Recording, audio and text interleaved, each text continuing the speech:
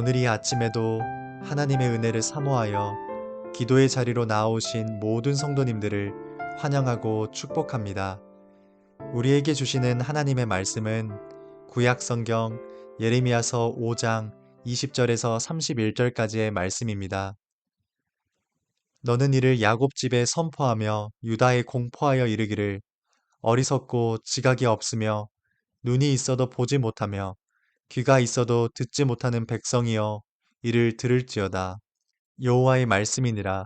너희가 나를 두려워하지 아니하느냐? 내 앞에서 떨지 아니하겠느냐?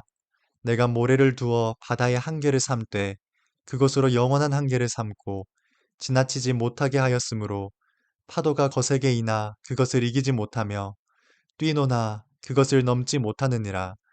그러나 너희 백성은 배반하며 반역하는 마음이 있어서 이미 배반하고 갔으며 또 너희 마음으로 우리에게 이른 비와 늦은 비를 때를 따라 주시며 우리를 위하여 추수 기한을 정하시는 우리 하나님 여호와를 경외하자 말하지도 아니하니 너희 허물이 이러한 일들을 물리쳤고 너희 죄가 너희로부터 좋은 것을 막았느니라.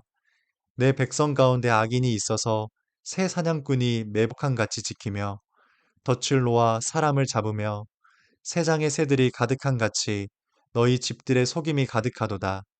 그러므로 너희가 번창하고 거부가 되어 살찌고 윤택하며 또 행위가 심히 악하여 자기 이익을 얻으려고 송사 곧 고아의 송사를 공정하게 하지 아니하며 빈민의 재판을 공정하게 판결하지 아니하니 내가 이 일들에 대하여 벌하지 아니하겠으며 내 마음이 이 같은 나라에 보복하지 아니하겠느냐. 여호와의 말씀이니라. 이 땅에 무섭고 놀라운 일이 있도다. 선지자들은 거짓을 예언하며 제사장들은 자기 권력으로 다스리며 내 백성은 그것을 좋게 여기니 마지막에는 너희가 어찌하려느냐. 아멘.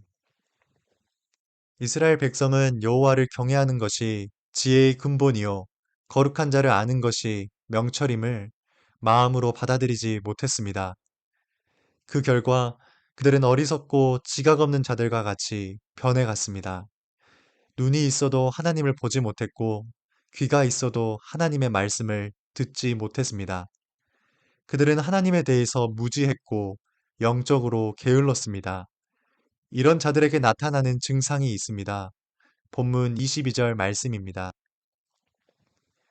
여호와의 말씀이니라. 너희가 나를 두려워하지 아니하느냐? 내 앞에서 떨지 아니하겠느냐? 내가 모래를 두어 바다의 한계를 삼되 그것으로 영원한 한계를 삼고 지나치지 못하게 하였으므로 파도가 거세게 이나 그것을 이기지 못하며 뛰노나 그것을 넘지 못하느니라. 아멘. 하나님께서는 모래로 바다와 육지의 경계를 정하십니다. 그리고 바다의 파도가 아무리 거세게 몰아치더라도 육지로 넘어가지 못하도록 막아주십니다. 육지에는 하나님의 사랑하는 백성들이 있기 때문입니다. 그러나 이스라엘 백성들은 하나님의 사랑을 알지 못했습니다. 그 사랑을 알고 싶은 마음도 없었습니다. 그래서 하나님께서는 그들에게 너희는 나를 두려워하지 않느냐고 내 앞에서 떨리지 않느냐고 말씀하십니다. 이 말씀은 무슨 의미일까요? 나 하나님을 경외하고 있느냐고 묻고 있는 것입니다. 이스라엘 백성들은 하나님을 두려워하지도 않았고 하나님 앞에서 떨지도 않았습니다. 그들은 하나님을 경외하지 않는 자들이었습니다. 본문 24절 말씀입니다. 또 너희 마음으로 우리에게 이른 비와 늦은 비를 때를 따라 주시며 우리를 위하여 추수기한을 정하시는 우리 하나님 여호와를 경외하자 말하지도 아니하니. 아멘. 이른 비는 파종을 앞둔 시기에 내리는 가을비를 뜻하고 늦은 비는 결실을 앞둔 봄비를 말합니다. 이 둘은 모두 하나님의 풍족한 은혜를 상징합니다. 하나님께서는 자신의 사랑하는 백성들에게 철을 따라 비를 내려주시고 추수 때를 지켜주시는 분이십니다. 이스라엘 백성들은 그저 하나님의 사랑에 거하고 그 사랑 안에서 감사와 기쁨을 누리면 됩니다. 그러나 그들은 그렇게 하지 않았습니다. 하나님의 사랑을 거부했고 하나님을 공경하지도 두려워하지도 않았습니다. 그들은 그들에게 주어진 생명과 수확의 근원이 하나님이 아닌 이방신 바알에게 있다고 믿었습니다.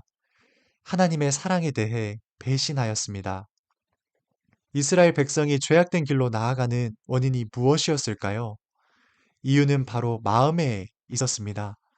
오늘 본문 23절 말씀을 보면 너희 백성은 배반하며 반역하는 마음이 있다고 말씀하고 있습니다. 또한 24절 말씀을 보면 너희 마음으로 우리 하나님 여호와를 경외하지 않는다고 말씀하고 있습니다. 하나님의 백성이 하나님의 사랑을 인정하지 않고 하나님을 경외하지 않는 이유는 바로 마음에 있는 것입니다. 문제는 우리가 하나님께 마음을 들이지 않을 때 필연적으로 일어나는 현상이 있습니다. 그것은 바로 죄를 짓는 것입니다. 본문 25절 말씀입니다. 너희 허물이 이러한 일들을 물리쳤고 너희 죄가 너희로부터 좋은 것을 막았느니라. 아멘. 하나님께 마음을 들이지 않으면 우리의 죄성은 반드시 우리를 죄의 길로 인도합니다. 이러한 이유 때문에 성경은 계속해서 우리의 마음에 대해서 이야기하고 있는 것입니다. 그렇다면 하나님을 믿고 하나님의 백성된 우리는 어떠한 마음을 가지고 내게 허락하신 하루를 살아가야 하는 것일까요? 고린도전서 2장 16절에서는 우리가 그리스도의 마음을 가지고 있다고 말씀하고 있습니다. 그리스도인들은 그리스도의 마음으로 살 수 있는 것입니다. 그리고 그 마음으로 내게 허락하신 하루를 살아내야 합니다. 그리스도의 마음을 가진 자는 하나님의 살아계심을 보게 됩니다. 하나님의 말씀하심을 듣게 됩니다. 하나님의 살아계심을 보고 하나님의 말씀하심을 듣게 되면 결코 죄악의 길로 나아갈 수 없습니다. 하나님께서 나를 사랑하셔서 거세게 몰아치는 파도를 막으시고 철을 따라 이른 비와 늦은 비로 풍성한 은혜를 부어주시고 계신 것을 보게 되는데 어떻게 죄악의 길로 나아갈 수 있겠습니까? 하나님의 사랑을 경험하게 되면 반드시 하나님이 기뻐하시는 길을 선택하게 되어 있습니다. 나의 마음을 기꺼이 하나님께 드리며 믿음의 길을 걸어가게 됩니다. 주님과 동행함이 그 어떤 것보다 기쁨이요, 행복이기 때문입니다. 이것이 바로 그리스도의 마음을 가진 자의 삶입니다. 사랑하는 성도 여러분, 오늘 이 아침 우리가 하나님께 우리의 마음을 온전히 드렸으면 좋겠습니다. 하나님의 사랑을 알고 하나님을 경외하는 자로서 나의 마음을 기꺼이 주님께 드리며 그리스도의 마음으로 오늘 하루를 살아내시길 간절히 소망합니다. 말씀을 기억하며 함께 기도하시겠습니다. 먼저는 하나님께 나의 마음을 온전히 드리게 하소서 이 마음으로 기도하며 나아가겠습니다. 그리고 이어서 우리의 개인의 기도 제목을 놓고 우리 가정과 다음 세대 자녀들, 사랑하는 청년들을 위해 기도해 주십시오. 특별히 7월 한 달은 다음 세대와 청년 여름 사역이 진행됩니다. 다음 세대와 청년들이 하나님께 마음을 온전히 들여 하나님의 살아계심을, 하나님의 말씀하심을 삶에서 경험하는 자 되게 해달라고 기도해 주시기 바랍니다. 또한 임시 거처에서 예배드리고 있는 우리 교회에 하나님이 예비하신 예배 장소를 허락해 주시길 기도해 주십시오. 마지막으로 이 나라와 민족과 열방을 위해서 한 마음과 한 뜻으로 기도함으로 나아가시겠습니다.